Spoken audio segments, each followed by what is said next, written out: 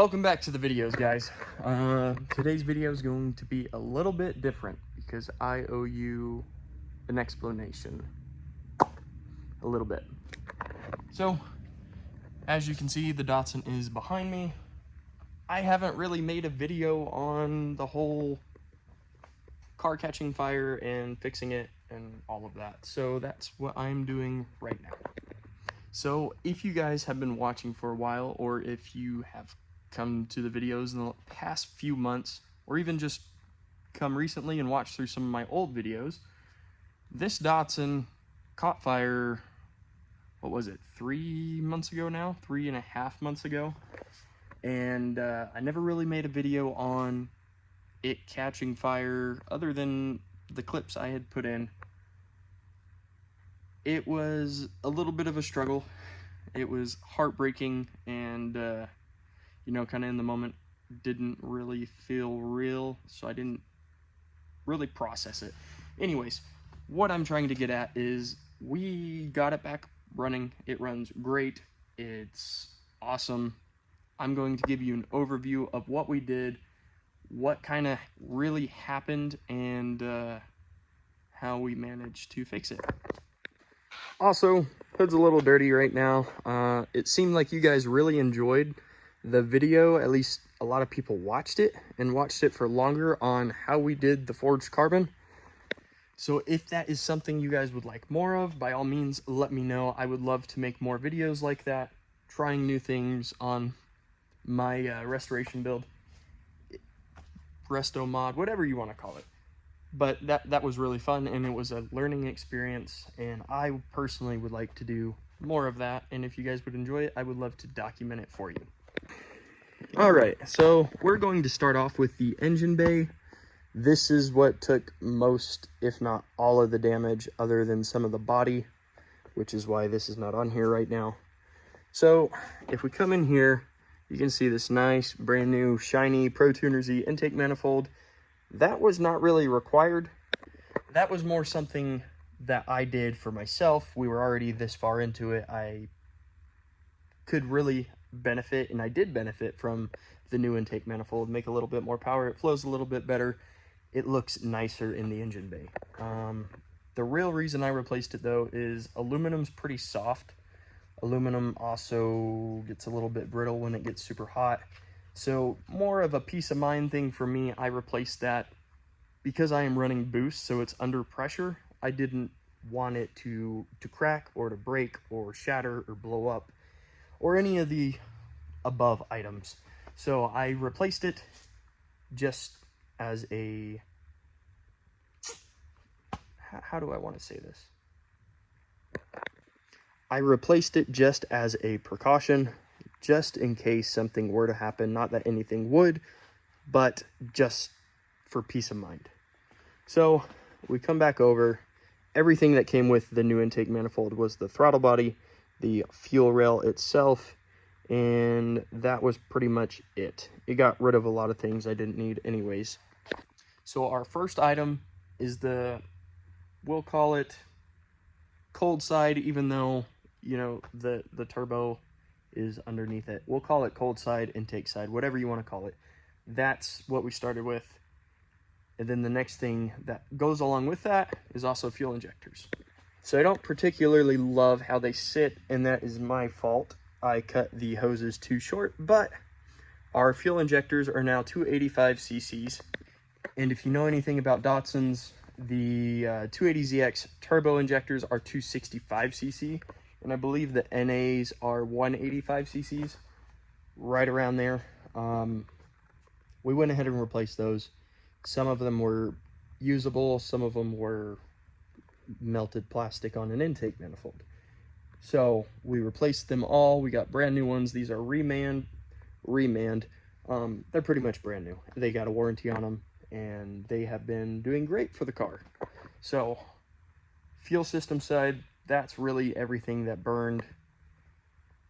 I don't even think our actual rubber lines from the fuel system melted, but I did replace them because I wasn't going to risk having those blow out and catching fire again. So we've kind of done most of the hardware except for the oil line. and that was the culprit of the original fire. So what started all of this was I had a leak in my fuel feed line, and it leaked into my turbo blanket. I didn't replace the turbo blanket or take it off. So when it got hot enough, being wrapped around that hot side of the turbo, it ignited, and that's what caused this whole mess. So we went ahead, we ditched the turbo blanket for the time being. We've got a new turbo feed line, which is a lot longer. It's got a lot more space. So I've got it routed back and around the engine instead of over the top. And what happened was, when it was over the top of the motor, it was rubbing up against the bottom side of the intake manifold, and it actually rubbed right through it, and that's how the leak started. So I learned my lesson. I'm not going to route the feed line that way. I'm also not going to not replace the turbo blanket if fluids seep into it, leak into it, whatever. Now for the hardest part of the whole thing, it was easy for me. I had somebody else do it. I have a good friend who does wiring, and he actually made this bit of the harness. Everything from here forward is all new. He did that for us, and he added that nice little clip in there. So if I ever do need to take the intake manifold off, or if I need to pull the motor, I just unclip that clip, disconnects from the rest of the harness aside from the coil packs, and I can pull everything out and leave that harness pretty much exactly where it's at. So that was a nice little touch that he did for us. Let's go over to the coil packs. So we did not replace anything on this side of the motor. Everything was pretty much good, other than a couple of these plastic bits got a little warm and warped, but nothing actually melted. All the coil packs are in good shape. All my plug wires were in great shape.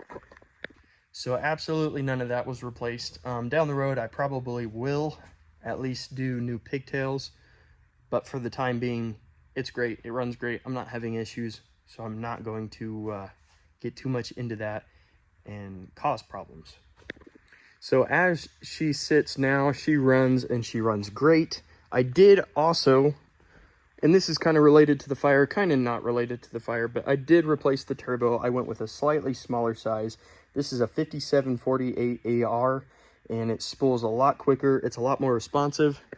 The old turbo is over here sitting on the ground, quite a bit bigger. This is based off of a GT35, I believe. So I didn't even make boost until about 5,000 RPM on that one. With this turbo, I'm about 3,500 RPM, and I'm full boost by 4,500 RPM. So plenty of usable power, plenty of power band.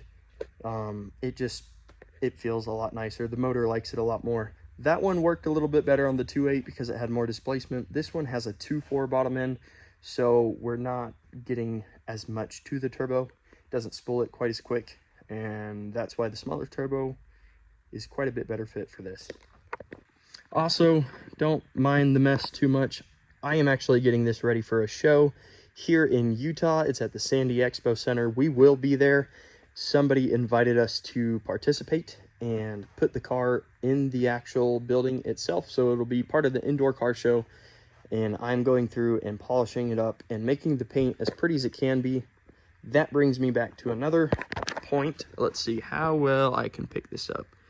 At that top corner of the fender, it's kind of warped. The fire was not that hot, but it was hot enough, and hot being a relative term. It was hot, don't get me wrong, but it was not hot enough to melt anything other than plastic and rubber lines and bubble some paint. So that's what that is. I don't have time to repaint that fender in the next, I've got 3 days, and I've got to repaint the inspection lid, and I've got to paint the gas cap because that did not get painted the first time, which is why we haven't had a gas cap the entirety this car's been running. I've got to clean up some wiring and finish the polishing and waxing and get it looking really pretty. But that is a brief overview of what happened and how I went about fixing it. It was a headache. I probably spent $1,200 getting everything back to running order. So $1,200 of damage for a fire that could have been prevented had I taken the necessary steps and removed that turbo blanket. So all in all, completely fixable, completely heartbreaking, completely preventable. I owed you guys this video. I hadn't said too much on it, and I didn't do a whole lot of the rebuilding of it because I was so ready to drive the car that I didn't want to spend any more time on it than I needed to. So I apologize for that. Thank you all for watching, and thank you for understanding. I am very glad to have this car back and running and driving and back at meets and shows. So if you guys are in the area and you guys would like to say hi, Saturday at it's noon or 1 o'clock at the Sandy Expo Center. We will be there till about probably 5-6 p.m. and I would love to meet you. I would love to hear your car stories. I would love to hear your thoughts on the Datsun. If you come up to me in person, tell me what you think. I'm gonna get to work. I got a lot of work to do. There's a lot coming for this car still. We will be redoing something here in the next week or so. You also will get a video on kind of the prep for this, for the show. So we've got a few videos coming for this, and then we've got the 40th anniversary Mark 8 GTI. I'm excited to get to work on that. Just waiting a little bit longer to get some parts in. Thank you all for watching. I'll catch you next time. Stay tuned. Go buy a Crispy Z shirt if you want one. If not, just take a look at it or share it. That also helps. That right now is the best way to support the channel besides watching, liking, and sharing the videos. So I appreciate it. It's hot. It's 100 degrees right now, and I've got a lot of work to do. Peace out. I'll catch you next time. Wait, really quick. If you stayed this long in the video, first of all, thank you. You are one of very few people. Second of all, I got to ditch this STI hat. I will hang it up on my wall as memorabilia.